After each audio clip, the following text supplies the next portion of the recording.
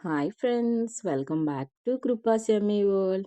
ఈరోజు చక్కెరపార రెసిపీ ఎలా ప్రిపేర్ చేయాలో చూద్దామా? చూస్తుంటేనే చాలా టెంప్టింగ్గా ఉన్నాయి కదా, తింటే అలా నోట్లో కరిగిపోతాయి.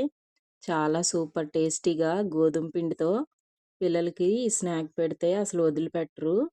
బయట క్రంచీగా లోపల సాఫ్ట్గా సూపర్ టేస్టీగా ఉంటాయి.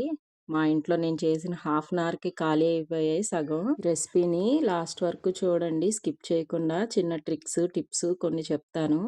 ముందు ఒక మిక్సీ జార్ తీసుకొని హాఫ్ కప్పు షుగర్ వేసుకొని మిక్సీ చేసి పక్కన పెట్టుకోండి. ఇప్పుడు బౌల్ తీసుకొని 2 కప్స్ గోధుమ పిండి తీసుకోండి. 2 కప్స్ గోధుమ పిండికి హాఫ్ కప్పు షుగర్ అయితే కరెక్ట్ మెజర్మెంట్. 2 కప్స్ గోధుమ పిండి తీసుకొని ఒక బౌల్లో వేసుకోండి. ఒక స్పూను ఉప్మా రవ్వ ఉంటుంది కదా, అది వేసుకోండి. అది చాలా బాగుంటుంది, మనకి తినేటప్పుడు టేస్టీగా ఉంటుంది. అలాగే ఈ 2 కప్స్ గోధుమ పిండికి ఒక హాఫ్ కప్పు గీ పడుతుంది.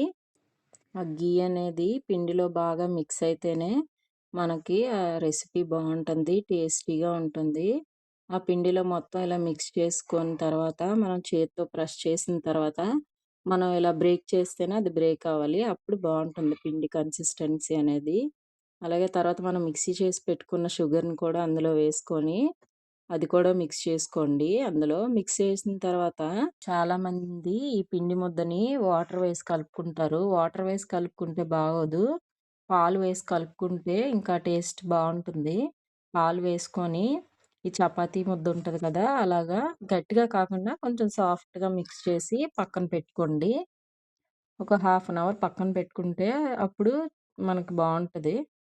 ఇప్పుడు ఆ పిండి ముద్దను తీసుకొని అలా ప్రెస్ చేస్తూ స్లోగా చపాతీ కర్ర ఉంటుంది కదా, ఆ చపాతీ కర్రతో స్లోగా చేసుకొని చపాతీలాగా మరీ పలుచగా కాకుండా కొంచెం మందంగా మనం అలాగా మెల్లగా చేసుకోవాలి.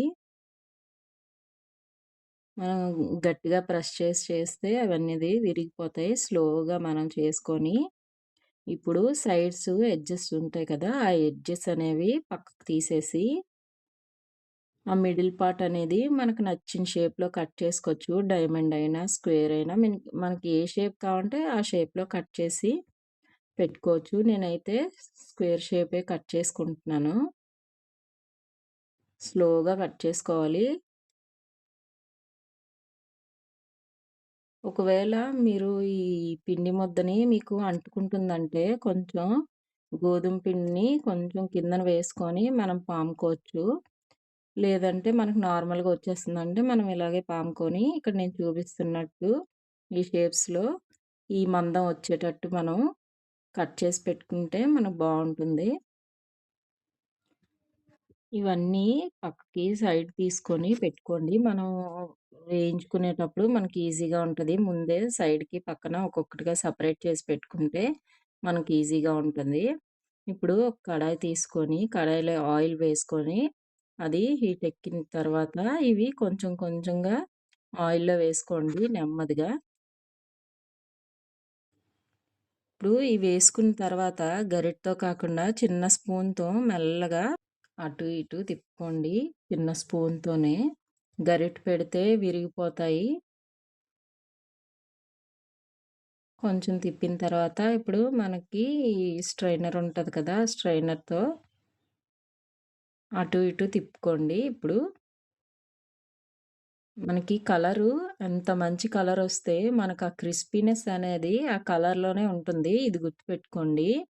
వైట్‌గా ఉండేటప్పుడు తీసేస్తే ఏంటంటే లోపల పిండి ముద్దలాగా పచ్చి పచ్చిగా ఉంటుంది. ఇంకొంచెం ఫ్రై అవ్వాలి. ఇంకొంచెం ఫ్రై అయితే మనకు టేస్ట్ బావుంటుంది. బయట క్రిస్పీగా ఉంటాయి. నేనిక్కడ చూపిస్తున్నట్టు కలర్ అయితే సరిపోతుంది. ఇప్పుడు ఇవన్నీ తీసి పక్కన పెట్టుకోండి. ఈ కలర్ అయితే మనకి పర్ఫెక్ట్‌గా ఉంటుంది. మిగిలిన పిండి ముద్దను కూడా సేము మనకు నచ్చిన షేప్‌లో యేసుకొని, మిగిలినవి కూడా సేమ్ అలాగే అదే రంగొచ్చేటట్లుగా మనం నెమ్మదిగా ఫ్రై చేసుకుంటే రెడీ అయిపోతాయి. మనకి కలర్ మాత్రం గుర్తుపెట్టుకోండి. కలర్ అనేది అటు బ్రౌన్‌గా అయిపోకూడదు, ఇటు వైట్‌గా అయిపోకూడదు. మిడిల్‌లో ఉండాలి. అప్పుడే మనకు బావుంటుంది. ఇంకొక టిప్ ఏంటంటే, మనం ఇవన్నీ ప్రిపేర్ చేసిన తర్వాత ఒక 10-15 మినిట్స్ ఒక ప్లేట్‌లో అలా పక్కన పెట్టేయాలి. అప్పుడే బావుంటాయి. లేదంటే వెంటనే డబ్బాలో వేసిస్తే మెత్తబడిపోతాయి. అవి పక్కన పెట్టిన తర్వాత ఒక 15 మినిట్స్ తర్వాత చూస్తే చాలా క్రిస్పీగా, బయట క్రిస్పీగా, లోపల నెయ్యి వేసుకున్నాం కదా! ఆ ఫ్లేవర్‌తో సాఫ్ట్‌నెస్‌గా చాలా సూపర్ టేస్టీగా ఉంటాయి. తప్పకుండా ట్రై చేసి ఎలా వచ్చిందో కామెంట్ మాత్రం మర్చిపోకండి. Thank you for watching. ఇంకా నా ఛానల్ ఎవరైతే సబ్స్క్రైబ్ చేసుకోలేదో సబ్స్క్రైబ్ చేసుకొని లైక్, షేర్ తప్పకుండా చేయండి.